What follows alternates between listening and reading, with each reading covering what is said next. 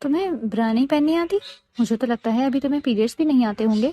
درفشاں جو گاؤں کی رہنے والی تھی اور کم عمر بھی، سردار پالاش خان کی والد نے اپنی یتیم بھتیجی کا نکاح پالاش خان سے کر دیا۔ اب رو کیوں رہی ہو؟ بیوی ہو تم، میری بتاؤ جو پوچھ رہا ہوں۔ درفشاں کپکپاتے ہونٹوں کے ساتھ بولنے لگی، جی وہ مجھے برا پہننی نہیں آتی، ویسے میرے پاس ہے، تائی جان نے لا کر دی تھی۔ پالاش مسکراہٹ کے ساتھ بولا، ادھر لاؤ میں تمہیں سکھاتا ہوں۔ وہ درفشاں کی قمیص کو اتارتا، دھیرے سے اس کی گردن پر لب رکھتے۔ حویلی کے بیرونی دالان میں جشن کا شور اب دم توڑ چکا تھا، لیکن درفشاں کے دل میں بپا بے جان تھمنے کا نام ہی نہیں لے رہا تھا۔ اسے تو ٹھیک سے یہ بھی نہیں معلوم تھا کہ نکاح کے اصل معنی کیا ہوتے ہیں۔ اسے بس اتنا یاد تھا کہ تائی جان نے اسے میرون رنگ کا بھاری جوڑا پہنایا تھا، آنکھوں میں کاجل ڈالا تھا اور سر پر بھاری دوپٹہ اڑا کر اس کمرے میں بٹھا دیا تھا جو آج اسے کسی قید خانے سے کم نہیں لگ رہا تھا۔ وہ کمرے کے کونے میں بنے بڑے سے آبنوسی پلنگ پر سمٹی بیٹھی تھی، جہاں گلاب کی پتیوں کی تیز مہک اس کا دم گھونٹ رہی تھی۔ دروازہ کھلنے کی آواز پر اس کا پورا وجود لرز گیا۔ سردار پالاش خان، جس کے روب اور جاہو جلال کے قصے پورے گاؤں میں مشہور تھے، کمرے میں داخل ہوا۔ پالاش نے دروازہ مقفل کیا اور اپنی واسکٹ کے بٹن کھولتے ہوئے اس کی سمت بڑھا۔ درفشاں نے ڈر کے مارے اپنی آنکھیں میچ لی۔ پالاش اس کے عین سامنے آ کر رکا۔ اس کی قداور شخصیت کا سایہ درفشاں پر پڑ رہا تھا۔ سر اٹھاؤ درفشاں۔ پالاش کی آواز میں ایک خاص قسم کی کھڑدراہٹ تھی جو حکم بھی تھی اور سوال بھی۔ درفشاں کے کانپتے ہوئے آہستہ سے سر اٹھایا۔ اس کے معصوم چہرے پر آنسوؤں کے نشانات صاف واضح تھے۔ پالاش نے اسے سر سے پاؤں تک دیکھا۔ اس کی نظریں درفشاں کے بے ڈھنگے طریقے سے پہنے گئے لباس اور الجھے ہوئے دوپٹے پر رکی۔ تمہیں برا پہننی نہیں آتی؟ اس نے اچانک ایک ایسا سوال کیا جس نے درفشاں کو ساکت کر دیا۔ وہ اس لفظ کے معنی سے بھی شاید پوری طرح واقف نہ تھی۔ پالاش نے ایک گہرا سانس لیا اور اس کے قریب بیٹھ گیا۔ مجھے تو لگتا ہے ابھی تمہیں پیریڈس بھی نہیں آتے ہوں گے، اتنی چھوٹی ہو تم۔ میرے پاپا نے چھوٹی سی عمر کو میری زندگی میں شامل کر دیا۔ اس کے لہجے میں غصہ نہیں تھا بلکہ ایک عجیب سی بے بسی تھی۔ درفشاں کی سسکیاں بند گئی۔ اسے لگا جیسے وہ کسی امتحان میں فیل ہو گئی ہو۔ اب رو کیوں رہی ہو؟ بیوی ہو تم میری، جو پوچھ رہا ہوں اس کا جواب دو۔ پالاش نے اس کا تھوڑی سے پکڑ کر چہرہ اوپر کیا۔ درفشاں کے لب کپکپائے، آواز بمشکل حلق سے نکلی، جی وہ مجھے سچ میں نہیں آتی، تائی جان نے لا کر دی تھی پر میں نے کبھی پہنی نہیں، مجھے ڈر لگتا ہے، وہ بہت تنگ تھی۔ اس کی معصومیت پالاش کے دل پر کسی تیر کی طرح لگی۔ پالاش کی آنکھوں میں چمکتی سختی تھوڑی مدھم ہوئی تھی۔ تمہاری تائی جان نے تمہیں کچھ سکھایا نہیں؟ درفشاں نے نفی میں سر ہلایا۔ وہ کہتی تھی وقت کے ساتھ سب آ جائے گا۔ پالاش کے لبوں پر ایک ہلکی سی پراسرار مسکراہٹ رینگ گئی۔ وقت تو اب آ گیا ہے درفشاں، اگر کوئی چیز نہیں آتی تو اس کا مطلب یہ نہیں کہ تم اسے چھوڑ دو، سکھانے والا بھی تو ہونا چاہیے نا۔ اس نے اپنا ہاتھ آگے بڑھا کر درفشاں کے بالوں میں لگی پنیں نکالنا شروع کی، جس سے اس کے سیاہ بال کندھوں پر بکھر گئے۔ درفشاں کا سانس جیسے سینے میں اٹک گیا۔ ادھر لاؤ، میں تمہیں سکھاتا ہوں کیسے کیسے پہننا چاہتا ہے اور ایک عورت کو خود کو کیسے سنوارنا چاہیے۔ پالاش کی آواز اب مخملی ہو چکی تھی۔ وہ دھیرے سے اس کے قریب ہوا، اسی قربت سے درفشاں کے جسم میں ایک سنسنی سی دوڑ گئی۔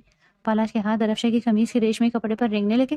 درفشاں نے احتجاجاً اس کا ہاتھ پکڑنا چاہا، لیکن پالاش کی گرفت نرم مگر مضبوط تھی۔ ڈرنا بند کرو، میں تمہارا محرم ہوں، اس نے سرگوشی کی۔ پالاش نے نہایت نفاست سے اور دھیرے سے اس کی قمیص کے کندھوں سے نیچے کی طرف سرکانا شروع کیا۔ درفشاں نے شرم سے اپنی گردن جھکا لی اور آنکھیں مضبوطی سے بند کر لی۔ ٹھنڈی ہوا جب اس کے ننگے کندھوں سے ٹکرائی تو وہ کانپ اٹھی۔ پالاش نے اسے خود سے قریب کیا۔ اس کی سانسوں کی تپش اب درفشاں کی گردن پر محسوس ہو رہی تھی۔ اس نے اپنے لب دھیرے سے اس کے سنگم مرمر جیسی سفید گردن پر رکھ دیے۔ درفشاں کے منہ سے ایک دبی دبی سسکی نکلی اور اس کے ہاتھ خود بخود پالاش کی شانوں پر جم گئے۔ ابھی تو تمہیں بہت کچھ سیکھنا ہے ننھی پری۔ پالاش نے اس کے کان کے پاس سرگوشی کی اور کمرے کی مدھم روشنی ان کے بدلتے ہوئے رشتوں کی گواہ بن گئی۔ پشاور شہر کے ہنگاموں سے ذرا دور ان مضافاتی علاقوں میں جہاں پہاڑوں کی ہوائیں بھی سرداروں کے مزاج کے تابع محسوس ہوتی تھی، سردار حاکم خان کی حکومت چلتی تھی۔ اس علاقے کی زمین کا ذرہ ذرہ حاکم خان کی دہشت کے روب اور اس کے اصولوں کا گواہ تھا۔ ان علاقوں میں قانون عدالتوں سے نہیں، حویلی کے چبوترے سے نافذ ہوتا تھا اور وہاں صرف ایک ہی نام کا طوطی بولتا تھا، سردار حاکم خان۔ لیکن اب یہ دہشت، یہ دبدبہ اور یہ سرداری ایک نئے وارث میں منتقل ہو رہی تھی۔ ان کا ایک ہی بیٹا تھا، سردار پالاش خان، جو اس پورے علاقے میں دہشت کا دوسرا نام بن کر ابھرا تھا۔ پالاش خان کا اثر و رسوخ، اس کی ہیبت اور تباہ کن غصہ ایسا تھا کہ بڑے بڑے جرگوں میں جب وہ بولتا تو لوگ سانس روکے سنتے تھے۔ اس کے نام سے ہی دشمنوں کے دلوں میں ہول اٹھنے لگتے۔ اس نے بہت چھوٹی سی عمر میں ہی اپنے باپ کی سرداری کا جاہو جلال، فیصلوں کی کاٹ اور رکھ رکھاؤ دیکھ لیا تھا۔ بچپن سے ہی خون میں دوڑتی ہی سرداری نے اس کے اندر ایک عجیب سا غرور، روب اور دبدبہ پیدا کر دیا تھا۔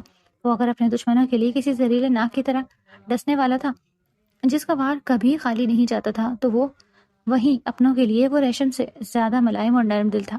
سردار پالاش خان علاقے کی روایت کا پابند ہونے کے ساتھ ساتھ جدید دنیا کا شعور بھی رکھتا تھا۔ جب وہ اپنی اعلیٰ تعلیم مکمل کر کے واپس لوٹا تو سردار حاکم خان نے محسوس کیا کہ اب وقت آ گیا ہے کہ وہ اپنی ذمہ داریاں اس جوان کندھوں پر منتقل کر دیں۔ ایک شاندار اور پروکار تقریب میں پورے قبیلے اور معززین معززین کی موجودگی میں حاکم خان نے اپنے بیٹے کی دستار بندی کر دی۔ اب سرداری کی وہ بھاری دستار سردار بالاش خان کے سر پر سجی ہوئی تھی، اور اس دن کے بعد سے سردار بالاش خان کا فیصلہ ہی علاقے کا حتمی فیصلہ مانا جاتا۔ اس کے لفظوں کے آگے کسی کو حرف شکایت زبان پر لانے کی جرت نہیں تھی، لیکن اس وسیع اوریز اور روبدار حویلی کی چار دیواری کے اندر ایک اور دنیا بھی آباد تھی، جس کی داستان ذرا مختلف تھی۔ سردار حاکم خان کا ایک ہی چھوٹا بھائی تھا، سردار خادم۔ خادم کی طبیعت اپنے بڑے بھائی سے بالکل برعکس تھی۔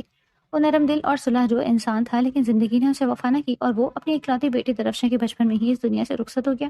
خادم کی وفات کے بعد درفشاں کی والدہ کو اس کے میکے والے اپنے ساتھ لے گئے اور جلد ہی ان کی دوسری شادی کر دی۔ یوں درفشاں ایک ہی وقت نئے باپ کے سائے اور ماں کی ممتا سے محروم ہو کر مکمل طور پر یتیم ہو گئی۔ اس کے بعد درفشاں کو اس کے تایا سردار حاکم خان کی حویلی میں لایا گیا۔ وہ اسی حویلی کے وسیع دالانوں میں پلنے بڑھنے لگی۔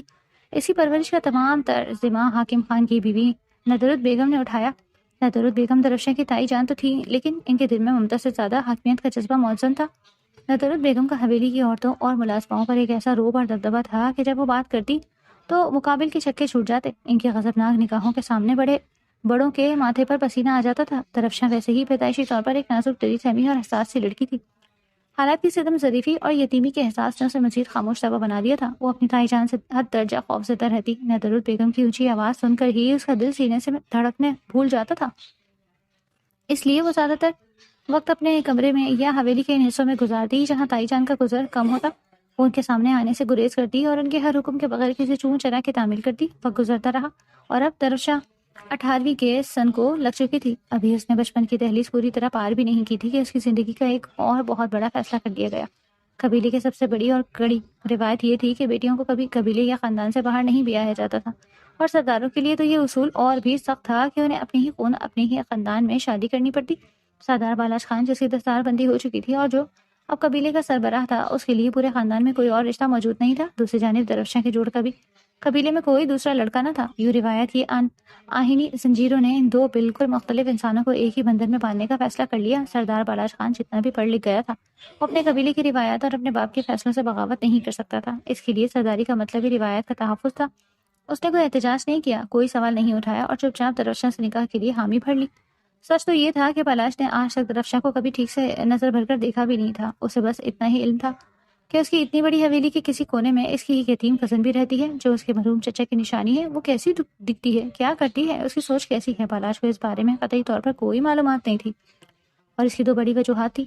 اول تو یہ کہ وہ طویل عرصے تک اپنی تعلیم کے غرض سے پشاور اور پھر بیرون ملک رہا۔ دوم، جو وہ واپس حویلی آیا تو فوراً ہی اس کی دستار بندی کر دی گئی۔ اس کے بعد تو پنچایت کے فیصلے، زمینوں کے تنازعات، دشمنیوں کو سلجھانے اور علاقے کے دیگر مسئلے مسائل کو بھگتنے میں ہی اس کا اتنا وقت لگ جاتا کہ اسے کبھی گھر والوں سے، خاص طور پر حویلی کے زنان خانے میں جا کر عورتوں سے ملنے کا موقع ہی نہ ملتا۔ اور آج حویلی میں چراغاں تھے، شہنائیاں بج رہی تھیں، کیونکہ آج سردار بالاش خان اور درفشاں کا نکاح ہو چکا تھا۔ حویلی کے مردانے میں سردار حاکم خان کا سینہ خوشی اور فخر سے چوڑا ہو گیا تھا۔ وہ آج بے حد خوش تھا کیونکہ اس نے اپنے مرحوم بھائی خادم کے آگے اپنی سرخرو کر لیا تھا۔ اس نے اپنی بھتیجی کو دربدر ہونے سے بچا کر اپنے گھر کی عزت اپنے اکلوتے بیٹے کے دستار کی زینت بنا دیا تھا۔ اسے لگ رہا تھا کہ اس نے اپنے فرض بخوبی نبھا دیا ہے۔ رات جب گہری ہونے لگی اور حویلی کا شور و غل کچھ تھم گیا تو سردار بالاش خان بھاری قدموں کے ساتھ اس کمرے کی طرف بڑھا جسے آج رات کے لیے خاص طور پر سجایا گیا تھا۔ وہ جب کمرے میں داخل ہوا اور اس نے دروازہ بند کیا تو اس کی نظر سامنے پلنگ پر پڑی۔ وہاں ایک ننھا منھا سا وجود سرخروسی جوڑے میں سمٹا کانپ رہا تھا۔ اپنی اتنی کم عمر اور ننھی منھی سی دلہن کو دیکھ کر بالاش خان کے دل میں عجیب و غریب جذبات سر اٹھانے لگے۔ وہ جو باہر کی دنیا کے لیے خوفناک سردار تھا، اس معصوم کلی کو دیکھ کر اندر سے کچھ پگھل سا گیا۔ اس نے دھیرے قدموں سے چل کر اسے قریب کھڑے ہو کر اسے سر سے پاؤں تک دیکھا۔ درفشاں نے ڈرتے ڈرتے سر اٹھایا تو اس کی آنکھوں میں خوف کے سائے ناچ رہے تھے۔ بالاش کی گہری اور تیز نگاہوں نے فوراً ہی اس کے وجود اور اس کے لباس کے بے ڈھنگے پن کو بھانپ لیا۔ درفشاں کا وہ بھاری لباس اس کے نازک وجود پر بالکل بھی نہیں جچ رہا تھا، لیکن جو چیز بالاش کی نظروں میں کھٹکی وہ اس کے کپڑوں کے نیچے کی عجیب سی بنت تھی۔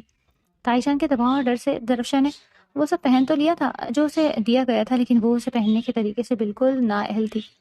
بالاش جو کہ ایک بالغ نظر اور باشعور مرد تھا، اس سے درفشاں کا یہ بے ڈھنگا انداز دیکھا نہ گیا اور وہ اس سے یہ پوچھنے بنا نہ رہ سکا۔ سر اٹھاؤ درفشاں، اس نے تحکمانہ مگر دھیمی آواز میں کہا۔ درفشاں نے کانپتے ہوئے سر اٹھایا۔ تمہیں برا پہننی نہیں آتی؟ بالاش کی آواز میں حیرت تھی۔ درفشاں کا چہرہ شرم اور خوف سے سرخ ہو گیا۔ اس نے جلدی سے نظر جھکا لی۔ بالاش نے ایک گہرا سانس لیا اور بیٹھ کے کنارے پر اس کے قریب بیٹھ گیا۔ مجھے تو لگتا ہے ابھی تمہیں پیریڈس بھی نہیں آتے ہوں گے، اتنی چھوٹی ہو تم۔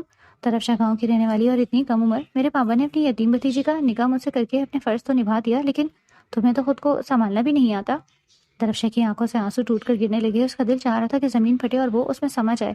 اب رو کیوں رہی ہو؟ بیوی ہو تو میری، بتاؤ جو پوچھ رہا ہوں۔ بالاش نے ذرا سختی مگر اپنائیے سے اس کا چہرہ اوپر کیا۔ طرفشا کپکپاتے ہونٹوں کے ساتھ ہچکیاں لیتے ہوئے بولنے لگی، جی وہ مجھے برا پہنی نہیں آتی، ویسے میرے پاس ہے، تائی جان نے لا کر دی تھی پر میں نے پہنی نہیں۔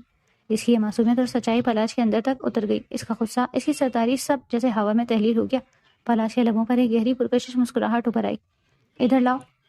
بالاش نے نرمی سے اس کے کندھے پر ہاتھ رکھا۔ میں تمہیں سکھاتا ہوں کہ اسے کیسے پہنتے ہیں۔ یہ کہتے ہوئے وہ طرفشا کے قریب ہوا اور انتہائی احتیاط سے اسے خوفزدہ کیے بغیر اسی قمیض کو اتارتا ہوا دھیرے سے اسی گردن پر اپنے لب رکھ دیا۔ طرفشا کے لیے سب نیا، انجان اور کپکپا دینے والا تھا، لیکن سردار بالاش خان آج رات باہر کا سردار نہیں بلکہ اپنی اس ننھی دلہن کا محافظ اور شوہر تھا۔ پشاور کی سرد اور خنک صبح حویلی کے اونچے دالانوں میں اتر چکی تھی۔ سورج کی پہلی کرن نے جب سردار بالاش خان کے وسیع اور اس کمرے کی مخملی کھڑکیوں سے اندر جھانکا تو طرفشا پہلے ہی جاگ چکی تھی۔ رات کی وہ سہمے ہوئے پل، بالاش ہی وہ غیر متوقع نرمی اور اس کا وہ دھیما مخملی لہجہ طرفشا کے ذہن کے پردوں پر کسی فلم کی طرح چل رہا تھا۔ اسے ابھی یقین نہیں آ رہا تھا کہ وہ شخص جس کے نام سے پورا قبیلہ تھر تھر کانپتا تھا، کل رات اس کے ساتھ کتنی ملائمت سے پیش آیا۔ اس نے دھڑکتے دل کے ساتھ اپنے برابر میں سوتے ہوئے سردار بالاش خان کو دیکھا۔ نیند کی حالت میں بھی اس کے چہرے پر ایک عجیب سا روپ اور سرداری کا جلال آیا تھا۔ اس کی چوڑی پیشانی، گھنی بھویں اور مضبوط جبڑا اس کی یہ شخصیت کی گواہی دے رہا تھا۔ طرفشا نے جلدی سے نظریں چرائیں، مبادا وہ جاگ نہ جائے۔ حویلی کے پرانے اور سخت اصولوں کے تحت پلی بڑی طرفشا کی عادت تھی کہ وہ سورج نکلنے سے پہلے بیدار ہو جاتی۔ اسے خوف تھا کہ اگر ندرت بیگم جاگ گئیں اور اسے سوتا پا لیا تو حویلی سر پر اٹھا لیں گی۔ اس نے دبے قدموں بستر چھوڑا، غسل خانے میں جا کر ایک سادہ مگر نیا ہلکے گلابی رنگ کا سوٹ پہنا۔ ولیمے میں ابھی پورا ایک ہفتہ باقی تھا، اس لیے تائی جان کا سخت حکم تھا کہ ولیمے تک کوئی بھاری جوڑا یا زیور نہیں پہنا جائے گا۔ گیلے بالوں کو تولیے سے خشک کرتی جب وہ کمرے میں واپس آئی تو بالا جاگ چکا تھا اور تکیے سے ٹیک لگائے گہری اور پرسوچ نگاہوں سے اسے ہی دیکھ رہا تھا۔ طرفشا کے قدم وہی منجمد ہو گئے۔ گیلے بالوں سے ٹپکتا پانی اس کی گردن کو بھگو رہا تھا اور دل پسلیوں سے ٹکرا رہا تھا۔ اتنی زبان کیوں اڑ گئی؟ بالاش کی بھاری خمار آلود آواز کمرے کے خاموش ماحول میں گونجی۔ وہ صبح ہو گئی ہے نا، تائی جان خفا ہوں گی اگر میں نے دیر کر دی تو۔ طرفشا نے نظریں جھکائے کانپتی آواز میں جواب دیا۔ بالاش نے گہرا سانس لیا اور بستر سے اٹھ کر کھڑا ہوا۔ وہ چلتا ہوا اسے بالکل قریب آ کر رکا۔ طرفشا نے ڈر کر آنکھیں بند کر لی۔ بالاش نے اپنا مضبوط ہاتھ اس کے گیلے بالوں پر رکھا اور سرد لہجے میں بولا، میری طرف دیکھو طرفشا۔ اس نے سہم کر سر اٹھایا۔ بالاش کی آنکھوں میں ایک عجیب سی چمک تھی۔ کان کھول کر سن لو، تم اب خادم کی یتیم بیٹی نہیں ہو جس پر حویلی کا ہر شخص حکم چلائے۔ تم سردار بالاش خان کی منکوہا ہو، اس حویلی کی سردارنی ہو۔ تمہیں کسی سے ڈرنے کی ضرورت نہیں ہے، حتیٰ کہ امی جان سے بھی نہیں، لیکن ان کی نافرمانی مت کرنا، سمجھی تم؟ طرفشا نے جلدی سے اس بات میں سر ہلایا، حالانکہ اس کا دل جانتا تھا کہ تائی جان کا خوف اس کے رگو پے میں خون کی طرح دوڑتا تھا۔ بالاش نے اسے سر سے پاؤں تک دیکھا اور پھر مڑ کر غسل خانے کی طرف چلا گیا۔ طرفشا نے سکا سانس لیا اور جلدی سے دوپٹہ سر پر ٹکائے کمرے سے باہر نکل آئی۔ حویلی کا نچلا حصہ حسب معمول ملازمین کی بھاگ دوڑ اور کاموں کی آواز سے گونج رہا تھا۔ ندرت بیگم اپنے مخصوص صوفے پر برجمان تھی جو حویلی کے بیچوں بیچ دالان میں رکھا گیا تھا، جہاں سے پورے گھر پر نظر رکھی جا سکتی تھی۔ ان کے ہاتھ میں چائے کا کپ تھا اور چہرے پر وہی روایتی رعونت جو ان کی پہچان تھی۔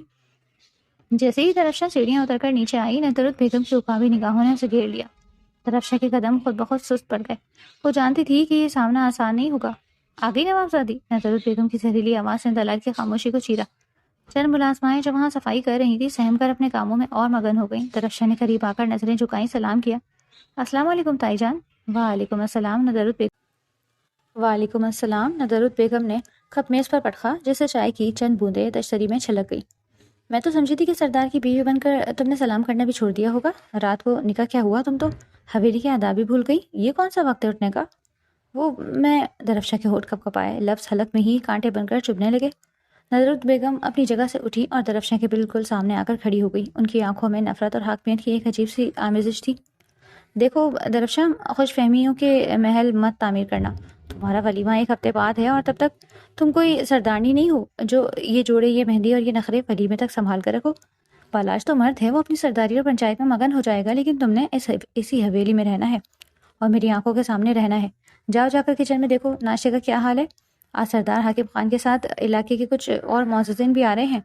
طرفشا کی آنکھوں میں آنسو تیرنے لگے۔ اس کا دل چاہا کہ چیخ کر کہے کہ بالاش نے اسے اب یہ سب کرنے سے منع کیا ہے، لیکن اس کی زبان پر صدیوں کے خوف کے تالے پڑے تھے۔ وہ چپ چاپ مڑ کر کچن کی طرف جانے لگی کہ اچانک سیڑھیوں سے اترتے بھاری قدموں کی آواز نے پورے دالان کا ماحول بدل دیا۔ درفشاں وہیں رک جاؤ، بالاشی کی ارشدار آواز گونجی۔ ندرود بیگم کے چہرے کا رنگ ایک لمحے کے لیے پھیگا پڑا، لیکن فوراً ہی انہوں نے اپنے تاثرات پر قابو پا کر ایک مصنوعی مسکراہٹ سجا لی۔ درفشاں مجسمے کی طرح وہیں رک گئی تھی۔ سردار بالاج خان سیڑھیاں اتر کر نیچے آ رہا تھا۔ اس نے گہرے نیلے رنگ کی شلوار قمیض پر سیاہ واسکٹ پہن رکھی تھی، سر پر سرداری دستار سجی تھی، اور پشاوری چپل کی مخصوص آواز اس کے ہر قدم کے ساتھ اس کی دہشت اور روب کا اعلان کر رہی تھی۔ وہ سیدھا ندرود بیگم کے پاس آیا۔ اما جان سلام، بالاج نے اپنائے سے مگر ایک باوقار فاصلہ رکھتے ہوئے کہا۔ جیتے رہو میرے بچے سردار بالاج خان، اللہ تیری ہی دستار کو ہمیشہ سلامت رکھے۔ ندرود بیگم نے اس کے ماتھے پر پیار دیتے ہوئے دعاؤں کا انبار لگا دیا، مگر ان کی نظریں بار بار درفشاں کی طرف اٹھ رہی تھیں۔ بالاج نے مڑ کر درفشاں کو دیکھا جو ابھی تک خوف سے کانپ رہی تھی۔ اس نے دوبارہ ندرود بیگم کی طرف رخ کیا۔ اس کے لہجے میں اب وہ نرمی نہیں تھی، بلکہ ایک ایسا سرد موری اور فیصلہ کن کاٹ تھی۔ اما جان، میں جانتا ہوں آپ نے درفشاں کو ایک ماں کی طرح پالا ہے، اس کی تربیت کی ہے، لیکن اب یہ خادم چچا کی چھوٹی سی بچی نہیں رہی۔ یہ میری عزت ہے سردار بالاج خان کی ناموس سے۔ میں نہیں چاہتا کہ میری بیوی اب اس حویلی کے کاموں میں خوار ہو۔ ملازمائیں موجود ہیں، وہ اپنا کام بخوبی جانتی ہیں۔ درفشاں کا مقام اب یہاں کچن میں نہیں، میرے پہلو میں ہے۔ ولیمے میں اگرچہ ایک ہفتہ ہے، مگر نکاح کی رات ہو چکا، اور میرے قبیلے کے اصولوں میں نکاح کے بعد عورت کی حیثیت حتمی ہو جاتی ہے۔ ندرود بیگم کے ماتھے پر پسینے کی باریک بوندیں چمکنے لگی۔ حالانکہ موسم سرد تھا، انہیں بالا سے اس دو ٹوک لہجے کی ہرگز توقع نہیں تھی۔ انہوں نے بمشکل اپنے لہجے کو معمول پر رکھتے ہوئے کہا، ہاں بالاج بیٹا، تو سچ کہہ رہا ہے، میں تو بس اسے حویلی کے کاموں کی نگرانی کا کہہ رہی تھی۔ یہ تو میری اپنی بیٹی ہے، تو فکر نہ کر، میں اس کا پورا خیال رکھوں گی۔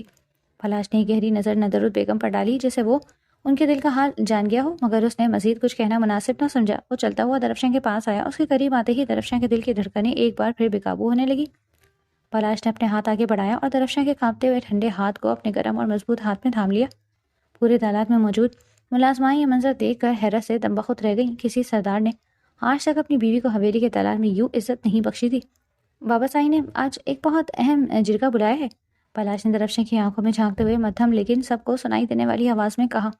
علاقے کا ایک بہت پرانا اور خونی تنازع ہے، جسے آج ہر حال میں نپٹانا ہے۔ مجھے آنے میں دیر ہو جائے گی، ہو سکتا ہے شام ڈھلے جائے یا رات بھی گہری ہو جائے۔ درفشاں نے سر اٹھا کر اس کی طرف دیکھا۔ اس کی آنکھوں میں ایک انجانی سی فکر تھی۔ بالاج کے لیے یہ فکر ایک بالکل نیا اور دل فریب احساس تھا۔ تم نے میرے آنے تک اپنے کمرے سے باہر نہیں نکلنا۔ بالاج کا یہ جملہ درفشاں کے لیے ایک حکم بھی تھا، اور اسے تائی جان کے زہریلے تانوں سے بچانے کی ایک ڈھال بھی۔ اور سنو، میرا انتظار کرنا۔ یہ آخری الفاظ بالاج نے اتنی سرگوشی میں کہے کہ صرف درفشاں ہی سن سکی۔ اس کے کانوں پر حیا کی سرخی دوڑ گئی۔ بالاج نے اس کا ہاتھ چھوڑا اور اپنے محافظوں اور دربانوں کے جھرمٹ میں حویلی کے بھاری دروازے سے باہر نکل گیا۔ اس کے جاتے ہی حویلی کی فضا میں ایک بار پھر خاموشی چھا گئی، مگر یہ خاموشی درفشاں کے لیے اب اتنی خوفناک نہیں تھی جتنی چند لمحے پہلے تھی۔ ندرود بیگم نے غصے سے پیر پٹکا اور ہڑبڑاتی ہوئی اپنے کمرے کی طرف چلی گئی۔ درفشاں بھی سیڑھیاں چڑھ کر واپس اپنی یعنی بالاج کے کمرے میں آ گئی۔ اس دن حویلی کا ماحول بالکل بدلا سا تھا۔ ملازمائیں جو پہلے درفشاں کو ایک یتیم بچی سمجھ کر اسے بے تکلفی سے پیش آتی تھیں، آج اسے چھوٹی سردارنی سائیں کہہ کر مخاطب کر رہی تھی اور سر جھکا کر گزر رہی تھی۔ درفشاں کو یہ سب ایک خواب جیسا لگ رہا تھا۔ وہ بار بار خود کو چٹکی کاٹ کر دیکھتی کہ کہیں وہ نیند میں تو نہیں۔ کمرے میں اکیلے رہتے ہوئے اسے بار بار بالاج کی یاد آ رہی تھی، اس کا وہ دبدبا، اس کی وہ محافظ جیسے گرفت، اور اس کی آنکھوں میں چھپی ہوئی نرمی جسے صرف درفشاں نے ہی محسوس کیا تھا۔ اس نے سارا دن بالاج کی چیزوں کو سنوارنے، اس کے کپڑے ترتیب دینے اور کمرے کی چیزوں کو بغور دیکھنے میں گزار دیا۔ یہ سب اس کے لیے نیا تھا۔ اسے اپنے وجود میں ایک عجیب سی تبدیلی محسوس ہو رہی تھی۔ ایک عورت جو اپنے شوہر کی ملکیت اور اس کی طاقت کے زیر سایہ خود کو محفوظ اور معتبر سمجھتی ہے۔ وقت سرکتا رہا۔ سورج پشاور کے مغرب میں واقع بھورے پہاڑوں کے پیچھے چھپنے لگا اور حویلی کے دالان میں شام کے سائے گہرے ہونے لگے۔ سرد ہوائیں کمرے کی کھڑکیوں سے ٹکرانے لگیں۔ درفشاں نے ایک موٹی شال اپنے گرد لپیٹی اور کھڑکی کے پاس بچھی کرسی پر آ کر بیٹھ گئی۔ نیچے حویلی کا مرکزی دروازہ اس کی نظروں کے سامنے تھا۔ وہ جانتی تھی کہ جرگے کے فیصلے بعض اوقات بہت طویل اور خطرناک ہو جاتے ہیں، بالخصوص جب بات خونی تنازعات کی ہو۔ اس کا دل ایک انجانے سے خوف اور وسوسے سے مبتلا ہونے لگا۔ یا اللہ، ان کی حفاظت کرنا۔ اس کے دل سے بے ساختہ بالاج کے لیے دعا نکلی۔ یہ پہلا موقع تھا جب اس نے کسی اپنے کے لیے اس طرح فکر مند ہو کر دعا مانگی تھی۔ رات کی سیاہی مزید گہری ہو گئی۔ کتے دور کہیں بھونک رہے تھے اور سناٹا ہر طرف طاری تھا۔ درفشاں کی آنکھیں دروازے پر جمی تھی کہ اچانک دور سے آتی گاڑیوں کے ہیڈ لائٹس کی تیز روشنی نے اندھیرے کو چیر دیا۔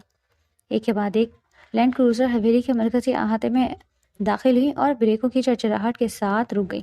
درفشاں کا دل تیزی سے دھڑکنے لگا۔ اس نے کھڑکی کے شیشے سے ماتھا ٹکا دیا۔ درمیان والی گاڑی کا دروازہ کھلا اور سردار بالاج خان اپنے مخصوص تن تراک اور روب کے ساتھ باہر نکلا۔ اس کے کپڑوں پر گرد تھی اور چہرے پر تھکن کے آثار، مگر اس کی چال میں وہی شاہانہ انداز تھا۔ اس نے بے ساختہ اوپر اپنے کمرے کی کھڑکی کی طرف دیکھا۔ درفشاں جلدی سے پیچھے ہٹ گئی، لیکن وہ جانتی تھی کہ بلاش نے اسے دیکھ لیا ہے۔ اس کے قدم اب سیڑھیوں کی طرف بڑھ رہے تھے اور درفشاں کا دل سینے سے نکلنے کو بےتاب تھا۔ یہ کیسا رشتہ تھا؟ جس شخص سے کل تک وہ موت کی طرح ڈرتی تھی، آج اسی کے قدموں کی چاپ اس کے اندر زندگی کی ایک نئی لہر دوڑا رہی تھی۔ انتظار کی گھڑیاں ختم ہو چکی تھیں اور سردار واپس آ گیا تھا۔ حویلی میں ولیمے کی تیاریوں کا عروج تھا۔ ہر طرف رنگ و نور کی برسات تھی، شامیانے لگ چکے تھے اور دیگوں کی خوشبو سے پورا علاقہ مہک رہا تھا۔ درفشاں کے لیے یہ سب کسی طلسماتی خواب جیسا تھا۔ بالاج کی نرمی اور اس کی پناہ نے درفشاں کے اندر برسوں سے جمی برف کو پگھلا دیا تھا۔ اس نے تو ابھی سے سکنا چھوڑ کر کھل کر سانس لینا اور جینا سیکھا ہی تھا، مگر تقدیر کو شاید اسی حویلی کا یہ سکھ اور درفشاں کے لبوں پر آئی یہ نئی نئی مسکراہٹ ایک آنکھ نہ بھائی۔ ولیمے میں ابھی صرف 2 دن باقی تھے جب پشاور ہائی وے سے آنے والی ایک منحوس خبر حویلی کے اونچے در و دیوار پر کسی گہرے خدا بندی کی طرح نازل ہوئی۔ سردار بالاش خان کی گاڑی کھائی میں گر گئی۔ سردار کی حالت بہت نازک ہے۔ یہ محض خبر نہیں تھی، بلکہ وہ قیامت تھی جس نے حویلی کی ساری رونقیں ایک پل میں خاکستر کر دی۔ درفشاں جو اپنے کمرے میں بالاج کے لیے اپنے ہاتھ سے استری کیے ہوئے کپڑے الماری میں سجا رہی تھی، یہ خبر سنتے ہی یوں بت بنی جیسے کسی نے اس کا رواں رواں پتھر کا کر دیا ہو۔ اس کے ہاتھوں سے کپڑے چھوٹ کر زمین پر گر گئے۔ وہ زندہ تھی، مگر اسے لگا جیسے کسی نے اسے اسی پل زندہ درگور کر دیا ہو۔ اس کا دم گھٹنے لگا، آنکھوں کے سامنے اندھیرا چھا گیا اور وہ وہیں فرش پر گر پڑی۔ حویلی کا منظر ماتم کدے میں بدل چکا تھا۔ سردار حاکم خان، جن کا رعب اور دبدبہ پورے صوبے میں مانا جاتا تھا، یہ خبر سنتے ہی جیسے ایک ہی رات میں 10 سال بوڑھے ہو گئے۔ ان کی کمر جھک گئی اور ان کے وہ باروب آواز جس سے محفلیں کانپتی تھیں اب کپکپا رہی تھی۔ وہ فوراً اپنے محافظوں کے لاؤ لشکر کے ساتھ ہسپتال کی طرف روانہ ہو گئے تھے، جبکہ حویلی کی عورتوں کو گھر پر ہی رہنے کا حکم دیا گیا۔ ڈاکٹروں نے بالاج کی حالت کو انتہائی تشویشناک قرار دیا تھا۔ اس کے سر پر گہری چوٹیں آئی تھیں اور بہت زیادہ خون بہہ چکا تھا۔ اگلے 48 گھنٹے بہت اہم ہیں۔ ڈاکٹرز کے اس جملے نے حویلی والوں کی سانسیں سلب کر دی تھی۔ نیچے دالان میں ندرت بیگم کی حالت دیدنی تھی۔ وہ جو ہمیشہ ایک ملکہ کی طرح سر اٹھا کر چلتی تھی، آج جائے نماز پر بیٹھی زاروں قطار رو رہی تھی۔ ان کا دوپٹہ سر سے ڈھلک چکا تھا اور وہ سجدے میں گر کر اپنے اکلوتے بیٹے کی زندگی کی بھیک مانگ رہی تھی۔ درفشاں، جس کے اپنے آنسو تھمنے کا نام نہیں لے رہے تھے، ہمت کر کے ندرت بیگم کے پاس آئی۔ وہ چاہتی تھی کہ اس دکھ کی گھڑی میں اپنی تائی جان کا سہارا بنے۔ اس نے ڈرتے ڈرتے اپنا ہاتھ ندرت بیگم کے کندھے پر رکھا۔ تائی جان، حوصلہ کریں، اللہ بالاج کو کچھ نہیں ہونے دے گا۔ درفشاں کی آواز ہچکیوں میں گم تھی۔ ندرت بیگم نے جیسے ہی درفشاں کی آواز سنی، ان کے اندر کا سارا کرب، دکھ اور حاکمیت ایک بھیانک غصے میں تبدیل ہو گیا۔ انہوں نے جھٹکے سے درفشاں کا ہاتھ جھٹکا اور کھڑی ہو گئی۔ ان کی آنکھیں رو رو کر سرخ ہو چکی تھیں اور ان میں درفشاں کے لیے خالص نفرت ابل رہی تھی۔ میرے قریب مت آنا تم! ندرت بیگم کی چیخ سے پورے دالان میں سناٹا چھا گیا۔ تم منحوس ہو، ہاں تم ایک کالی نحوست ہو، جس نے قدم رکھتے ہی میرے ہنستے بستے گھر کو کھنڈر بنا دیا۔ درفشاں خوف سے 2 قدم پیچھے ہٹ گئی۔ اس کے ہونٹ کانپ رہے تھے۔ پہلے اپنی منحوسیت سے اپنے ماں باپ کو کھا گئی اور اب میرے شیر جوان بیٹے کو بھی نگل گئی۔ جب سے تمہارا اس گھر میں قدم پڑا ہے، میری حویلی پر نحوست کے سائے چھا گئے ہیں، جو شاید اب کبھی ختم نہیں ہوں گے۔ ندرت بیگم اپنے سینے پر ہاتھ مارتے ہوئے رو رہی تھی اور ان کے ہر لفظ درفشاں کے دل پر تیز خنجر کی طرح وار کر رہے تھے۔ نہ جانے سردار حاکم خان کی عقل پر کون سا پردہ پڑ گیا تھا کہ انہوں نے تم جیسی یتیم اور بچہ گن لڑکی کو میرے بیٹے کے پلے باندھ دیا۔ وہ سرداروں کا سردار، اتنی اونچی شان و شوکت والا، جس کے لیے میں نے کتنے اونچے گھرانوں کی لڑکیاں دیکھی تھی، اور حاکم خان نے نہ جانے کیوں اتنا گھٹیا اور بے جوڑ رشتہ کر دیا۔ کھا گئی تم میرے لال کو۔ ندرت بیگم روتے روتے نڈھال ہو کر صوفے پر گر گئیں۔ دیگر ملازمائیں فوراً انہیں سنبھالنے دوڑی، مگر کسی نے درفشاں کی طرف مڑ کر بھی نہیں دیکھا۔ وہ وہاں اکیلی مجرموں کی طرح کھڑی تھی۔ ندرت بیگم کے لفظوں نے اس کے اندر وہ احساس کمتری اور یتیمی پھر سے جگا دی تھی، جسے بالاج کی ایک نگاہ نے مٹا دیا تھا۔ وہ روتی ہوئی سیڑھیاں چڑھ کر واپس بالاج کے کمرے میں آ گئی اور دروازہ بند کر کے وہیں زمین پر بیٹھ کر پھوٹ پھوٹ کر رونے لگی۔ دوسری جانب اسپتال کی VIP وارڈ کے باہر ایک الگ ہی جنگ جاری تھی۔ سردار حاکم خان وارڈ کے شیشے سے اپنے جوان سال بیٹے کو مشینوں اور نالیوں میں جکڑا دیکھ رہے تھے۔ تبھی ان کا سب سے خالص اور وفادار محافظ گلاب خان تیزی سے ان کے پاس آیا۔ ان کے چہرے پر غصہ اور سانسیں اکھڑی ہوئی تھی۔ سردار سائیں، گلاب خان نے سرگوشی میں مگر کانپتی ہوئی آواز میں کہا، یہ کوئی حادثہ نہیں تھا۔ ہم نے گاڑی کا ملبہ چیک کروا لیا ہے، بریک کی تاریں کاٹی گئی تھی اور جس ٹرک نے ٹکر ماری وہ جان بوجھ کر گھات لگائے کھڑا تھا۔ یہ سیدھا سیدھا قتل کا حملہ تھا، جیسے ایکسیڈنٹ کا روپ دیا گیا۔ سردار حکیم خان کی آنکھوں میں جیسے خون اتر آیا تھا۔ ان کے بوڑھے مگر مضبوط ہاتھوں کی مٹھیاں بھیج گئیں۔ کس نے کی ہے یہ جرت؟ حاکم خان کی آواز میں وہ گرج تھی جس نے اسپتال کی کوریڈور میں کھڑے محافظوں کے رونگٹے کھڑے کر دیے تھے۔ سردار سائیں، یہ اسی قبیلے کا کام ہے جس کے خلاف سردار بالاش نے اس دن پنچایت میں فیصلہ سنایا تھا۔ زرخان قبیلے نے اپنے ہتک کا بدلہ لیا ہے، لڑکوں کا خون کھول رہا ہے۔ بس آپ کا ایک اشارہ چاہیے، راتوں رات زرخان کی حویلیاں راکھ کر ڈھیر نہ بنا دیں تو ہم پختون نہیں۔ گلاب خان نے غصے سے دانت پیستے ہوئے کہا، حویلی کے دیگر محافظ بھی بندوقوں پر ہاتھ رکھے سردار کے حکم کے منتظر تھے، مگر سردار حاکم خان کوئی کچے کھلاڑی نہیں تھے۔ انہوں نے غصے کا گھونٹ پیا اور ہاتھ اٹھا کر سب کو روکا۔ نہیں، کوئی گولی نہیں چلائے گا، کوئی حویلی نہیں جلے گی۔ حاکم خان کا فیصلہ اٹل تھا۔ محافظ حیرت سے اپنے سردار کو دیکھنے لگے۔ گلاب خان تڑپ کر بولا، سائیں، انہوں نے ہمارے سردار پر ہاتھ ڈالا ہے اور ہم خاموش بیٹھے۔ میں نے کہا کوئی حرکت نہیں ہوگی۔ حاکم خان کی آواز سرد اور کاٹدار تھی۔ جب تک میرا بیٹا سردار بلاج خان خود ہوش میں نہیں آ جاتا کوئی فیصلہ نہیں ہوگا۔ یہ جنگ اب اس کی ہے، وہی اٹھے گا اور وہی اپنا بدلہ لے گا۔ تم لوگ بس حویلی اور اسپتال کی سیکیورٹی 4 گنا بڑھا دو۔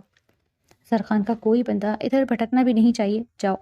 محافظوں کے دلوں میں انتقام کی آگ بھڑک رہی تھی، مگر سردار کا حکم سردار کا ہی ہوتا ہے۔ وہ سر جھکا کر اپنی اپنی ڈیوٹیوں پر مستعد ہو گئے۔ وقت جیسے ریت کی طرح مٹھی سے پھسل رہا تھا۔ اسپتال میں مشینیں مسلسل چل رہی تھیں اور حویلی میں درفشے کی دعائیں عرش کا دروازہ کھٹکھٹا رہی تھیں۔ اس نے کھانا پینا سب چھوڑ دیا تھا۔ وہ مسلح سے اٹھتی ہی نہیں تھی، اس کا وجود ایک دکھ کا مجسمہ بن چکا تھا۔ یا اللہ، درفشاں سجدے میں رو رو کر التجا کر رہی تھی، مجھ سے میرا مان مت چھیننا، میں نے تو کبھی کسی سے کچھ نہیں مانگا۔ جب بچپن میں تو نے میرے ماں باپ چھینے، میں چپ رہی۔ جب تائی جان نے ساری زندگی مجھے جھڑکیاں دی، میں نے کبھی اف نہیں کی، پر اب نہیں، اب میں بالاج کے بنا نہیں جی سکتی۔ اس نے مجھے جینا سکھایا اور اس نے مجھے عزت دی۔ یا باری تعالیٰ، کیا میں واقعی اتنی منحوس ہوں کہ جس کی طرف دیکھوں وہ چھین لیا جاتا ہے؟ اگر ایسا ہے تو میری جان لے لے، پر میرے بالاج کو کچھ نہ ہو۔ میں اس کے قدموں میں رہ کر زندگی گزار دوں گی، بس اسے مجھ سے مت چھیننا۔ درفشاں کے آنسو اور شکوے خدا کے حضور قبولیت کا درجہ پا رہے تھے۔ ڈاکٹروں نے 48 گھنٹے کا وقت دیا تھا، لیکن ان دعاؤں کے تو فعل ابھی 36 گھنٹے ہی گزرے تھے کہ اسپتال سے ایک ایسا پیغام آیا جس نے حویلی کی فضاؤں میں ایک بار پھر زندگی پھونک دی۔ صبح کے وقت حویلی کا بڑا گیٹ کھلا اور گلاب خان گاڑی سے اتر کر سیدھا زنان خانے کے دالان کی طرف بھاگا۔ اس کے چہرے پر خوشی کی چمک تھی۔ مبارک ہو بیگم سائیں، مبارک ہو سردارنی سائیں۔ وہ دالان میں کھڑے ہو کر آواز بلند پکارا۔ ندرت بیگم جو ساری رات کی جاگی ہوئی صوفے پر ٹیک لگائے بیٹھی تھی، ہڑبڑا کر اٹھی۔ کیا وہ گلاب خان، میرا بلاج کیسا ہے؟ ان کی آواز میں بےتابی تھی۔ سردار بلاج کو ہوش آ گیا ہے بیگم سائیں، ڈاکٹروں نے کہا کہ خطرہ ٹل گیا ہے، وہ بالکل ٹھیک ہے۔ گلاب خان نے خوشخبری دی۔ ندرت بیگم نے آسمان کی طرف ہاتھ اٹھا کر روتے ہوئے اللہ کا شکر ادا کیا۔ حویلی کے ملازمائیں خوشی سے ایک دوسرے کو مبارکباد دینے لگی۔ ندرت بیگم نے فوراً حکم دیا، جلدی کرو، میری گاڑی نکالو، میں ابھی اپنے بیٹے کے پاس جاؤں گی، میرا شیر بچ گیا۔ بیگم سائیں 1 منٹ، گلاب خان نے ادب سے سر جھکاتے ہوئے کہا، پھر اس کی نظریں اوپر بالکنی میں کھڑی درفشاں پر پڑی، جس نے یہ خبر سنتے ہی ستون کا سہارا لے لیا تھا تاکہ وہ خوشی کے مارے گر نہ جائے۔ گلاب خان نے قدرے اونچی آواز میں کہا تاکہ سب سن لیں، سردار حاکم سائیں کا حکم ہے کہ گاڑیاں تیار ہیں، لیکن سردار بالاج نے ہوش میں آتے ہی سب سے پہلے چھوٹی سردارنی بی بی درفشاں سے ملنے کی خواہش کا اظہار کیا ہے۔ انہوں نے کہا ہے کہ درفشاں کو فوراً اسپتال لایا جائے۔ دالان میں ایک لمحے کے لیے مکمل سناٹا چھا گیا۔ ندرت بیگم جو خوشی سے گاڑی کی طرف بڑھ رہی تھی، ان کے قدم وہیں منجمد ہو گئے۔ ان کے چہرے پر حیرت، سب کی اور ایک عجیب سی ہزیمت کے تاثرات ابھر آئے۔ ان کا وہ بیٹا جسے وہ اپنا کل سرمایہ سمجھتی تھی، موت کے منہ سے واپس آ کر سب سے پہلے اس لڑکی کو بلا رہا تھا جسے چند گھنٹے قبل انہوں نے منحوس قرار دے کر دھتکارا۔ بیلکنی میں کھڑی درفشاں کے کانوں میں جب یہ الفاظ پڑے تو اسے لگا جیسے اس کے رکتے ہوئے دل میں کسی نے نئی دھڑکنیں ڈال دی ہوں۔ اس کا وہ سردار، اس کا محافظ جاگ گیا تھا، اور جاگتے ہی اس نے پورے قبیلے اور اپنی ماں کے سامنے اپنی بیوی کے مقام کا اعلان کر دیا۔ درفشاں کی آنکھوں سے تشکر کے آنسو بہہ نکلے اور وہ فوراً مڑ کر اپنا دوپٹہ سنبھالتے ہوئے بالاج خان، کسی رسم و رواج اور کسی تانے کا خوف نہیں تھا، اس کا سردار اسے بلا رہا تھا۔ اسپتال کے VIP وارڈ کے باہر کی فضا جو پچھلے 48 گھنٹوں سے کسی ماتم کدے کا منظر پیش کر رہی تھی، آج وہاں ایک عجیب سی رونق اور زندگی کی رمق لوٹ آئی تھی۔ سردار حاکم خان کے چہرے کی وہ جھریاں جو کل رات کے کرب میں مزید گہری ہو گئی تھی، آج ایک فاتحانہ اور تشکر بھری مسکراہٹ میں چھپ گئی تھی۔ ان کا شیر جوان، ان کی سرداری کا واحد وارث، موت کے منہ سے سلامت واپس آ گیا تھا۔ سردار حاکم خان نے اپنی مخصوص باروب انداز میں اپنے خاص بندے کو آواز دی، گلاب خان۔ جی سردار سائیں۔ گلاب خان فوراً ہاتھ باندھے کھڑا ہو گیا۔ آج اس اسپتال کا کوئی کونا، کوئی وارڈ اور کوئی انسان ایسا نہیں ہونا چاہیے جس کا منہ میٹھا نہ ہو۔ جاؤ، پورے پشاور شہر کی مٹھائیوں کی دکانیں خالی کروا لو، اور سنو۔ حاکم خان نے اپنی واسکٹ کی جیب سے کرنسی نوٹوں کی کئی موٹی گڈیاں نکال کر گلاب خان کی طرف بڑھائیں۔ یہ میرے بالاج کے صدقے کے پیسے ہیں۔ اسپتال کے ہر خاکروب، ہر نرس، ہر وارڈ بوائے اور ہر اس غریب کے ہاتھ میں یہ پیسے رکھ دو جو یہاں اپنے پیاروں کے علاج کے لیے پریشان ہیں۔ آج سردار حاکم خان کی خوشی کا دن ہے، کوئی جھولی آج خالی نہیں رہنی چاہیے۔ جو حکم سردار سائیں، آپ کا اقبال بلند رہے۔ گلاب خان خوشی سے نہال ہوتا ہوا مٹھائی اور پیسوں کے انتظامات کے لیے دوڑ پڑا۔ ہسپتال کے کوریڈورز میں دعائیں اور مبارکبادوں کا ایک طوفان سا آ گیا تھا۔ اسی ہنگامے اور خوشی کے ماحول میں کوریڈور کے ایک سرے سے درفشاں نمودار ہوئی، اس کے ساتھ حویلی کی 2 خاص خادمائیں اور 4 مسلح محافظ سے درفشاں کا چہرہ سرد تھا، آنکھوں کے گرد رونے اور جاگنے کی وجہ سے ہلکے پڑ چکے تھے، لیکن آج اس کی چال میں ایک عجیب سی اجلت تھی۔ اس کا دل سینے کی پسلیاں توڑ کر باہر آنے کو بےتاب تھا۔ سردار حاکم خان کی نظر جیسے ہی اپنی بھتیجی اور بہو پر پڑی، ان کی آنکھوں میں ایک نرمی سی آ گئی۔ کل رات سے جس طرح اس بچی نے سجدوں میں گڑ گڑا کر ان کے بیٹے کی زندگی مانگی تھی، اس کا اثر اب حاکم خان کے رویے میں نظر آ رہا تھا۔ وہ خود چل کر اس کے پاس آئے۔ جاؤ بیٹی، حاکم خان نے شفقت سے اپنا بھاری ہاتھ درفشا کے سر پر رکھا۔ اندر جاؤ۔ ہوش میں آتے ہی اس نے سب سے پہلے تمہارا ہی نام پکارا ہے، وہ تمہارا ہی انتظار کر رہا ہے۔ درفشا کے لب کپ کپائے، اس نے اس بات میں سر ہلایا اور لڑس سے قدموں کے ساتھ VIP وارڈ کے باہری دروازے کی طرف بڑھی۔ خاتماؤں نے دروازہ کھولا اور اس نے اندر داخل ہو کر دروازہ بند کر دیا۔ سامنے بیڈ پر سردار پلاش خان نیم دراز تھا، اس کے سر پر پٹیاں بندھی تھی، ماتھے پر خراشوں کے نشان تھے اور بائیں بازو پر ڈرپ لگی ہوئی تھی۔ خون زیادہ بہہ جانے کی وجہ سے اس کا گندمی رنگ قدرے پیلا پڑ چکا تھا، لیکن اس کی وہ عقابی اور گہری نگاہیں آج بھی اسی شدت سے چمک رہی تھیں۔ جیسے ہی درفشا نے اسے اس حالت میں دیکھا، اس کے قدم وہیں منجمد ہو گئے اور آنکھوں سے آنسوؤں کا ایک نیا سیلاب امڑ آیا۔ وہ منہ پر ہاتھ رکھے اپنی سسکیاں دبانے کی کوشش کر رہی تھی۔ پلاش نے آہستہ سے سر موڑا اور دروازے کے پاس کھڑی اپنی ننھی سی سہمے ہوئے وجود والی دلہن کو دیکھا۔ اس کے لبوں پر ایک کمزور مگر انتہائی دل فریب مسکراہٹ ابھر آئی۔ وہیں دروازے پر کھڑی روتی رہو گی یا اپنے سردار کے پاس بھی آؤ گی؟ پلاش کی آواز اگرچہ کمزور اور دھیمی تھی، لیکن اس میں پلا کی کشش اور اپنائیت تھی۔ درفشا جیسے ہوش میں آئی، وہ تیزی سے چلتی ہوئی بیڈ کے قریب آئی۔ اس نے کانپتے ہاتھوں سے پلاش کے دائیں ہاتھ کو، جو بیڈ پر پڑا تھا، اپنے دونوں ہاتھوں میں تھام لیا۔ اب ٹھیک تو ہے نا؟ درفشا کی آواز ہچکیوں کی وجہ سے ٹوٹ رہی تھی۔ مجھے تو لگا تھا کہ میری منحوسیت نے… وہ ندرت بیگم کے تانے دہراتے دہراتے رک گئی۔ پلاش کی آنکھوں میں ایک دم سختی آ گئی۔ اس نے اپنا انگوٹھا بمشکل حرکت دیتے ہوئے درفشا کے ہاتھ کی پشت پر پھیرا۔ کیا کہا تم نے؟ کس نے تمہیں منحوس کہا؟ اماں جان نے کچھ کہا ہے تمہیں؟ درفشا نے جلدی سے نفی میں سر ہلا دیا۔ نہیں، کسی نے کچھ نہیں کہا، بس میں بہت ڈر گئی تھی۔ میں نے اللہ سے وعدہ کیا تھا کہ اگر وہ آپ کو مجھ سے نہیں چھینے گا تو میں کبھی کسی چیز کی شکایت نہیں کروں گی۔ میں آپ کے بغیر کیسے زندہ رہتی؟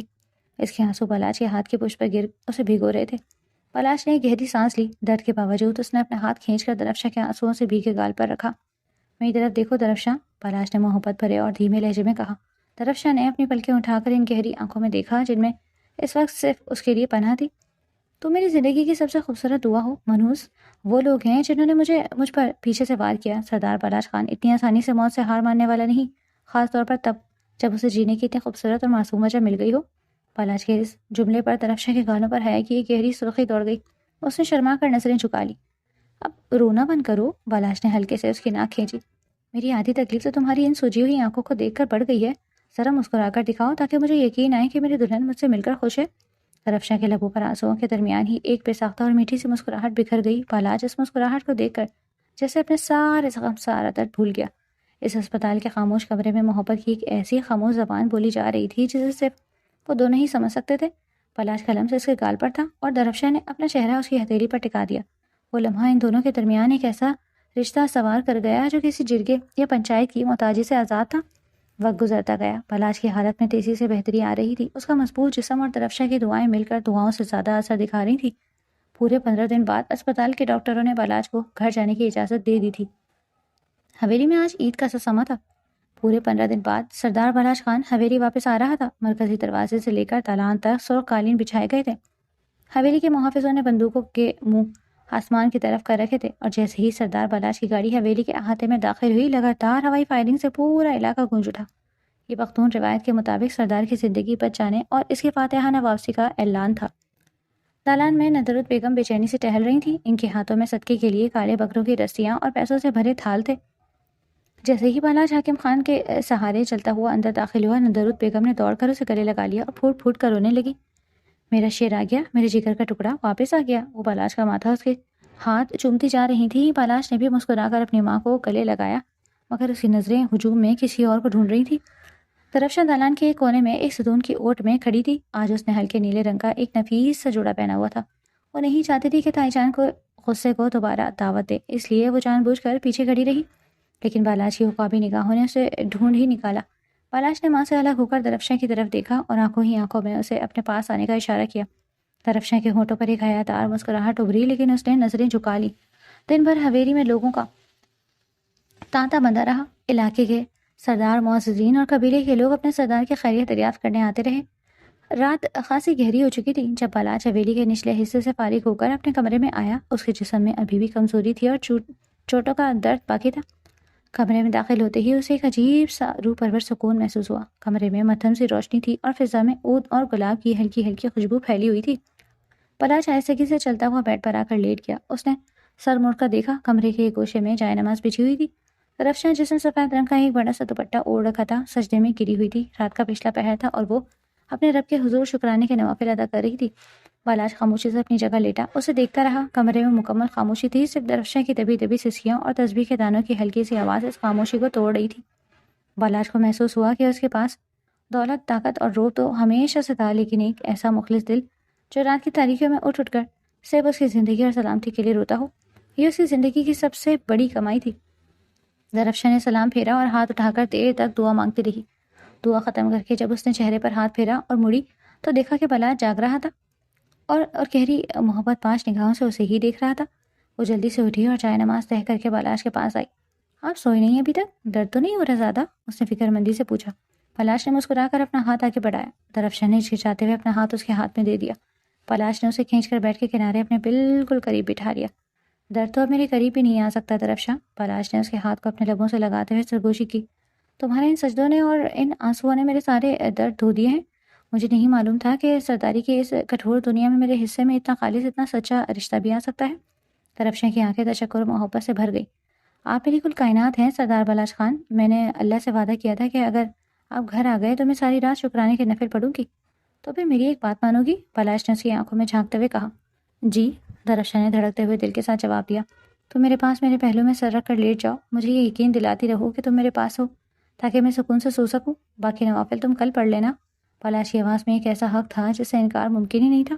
درفشاں کا چہرہ شرم سے سرخ ہو گیا۔ اس نے خاموشی سے سر جھکایا اور بالاش کے دائیں جانب اس کے سینے کے قریب اپنا سر رکھ کر لیٹ گئی۔ بالاش نے اپنا بازو اس کے گرد حمائل کر لیا۔ اس رات حویلی کے اس وسیع و عریض کمرے میں دو ایسے وجود تھے جو محبت، شکر گزاری اور ایک دوسرے کے احساسات کے حصار میں مکمل طور پر قید ہو چکے تھے۔ باہر سرد ہوائیں چل رہی تھیں، مگر کمرے کے اندر ایک لازوال گرم جوشی اور طمانینت کا راج تھا۔